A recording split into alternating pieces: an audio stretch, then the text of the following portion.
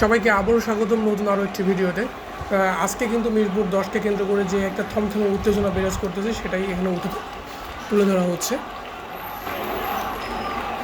এখানে দেখতেই পারতেছেন কী পরিমাণ জনসমাবেশ শুরু হয়েছে।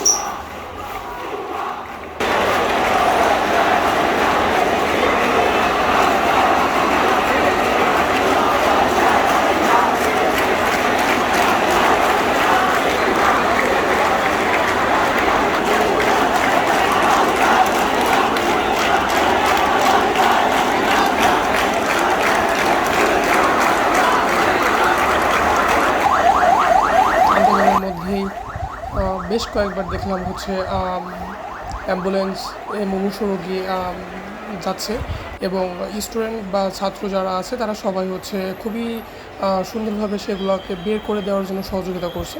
আসলে এগুলো হচ্ছে মানবিকতার পরিচয়, ঠিক আছে।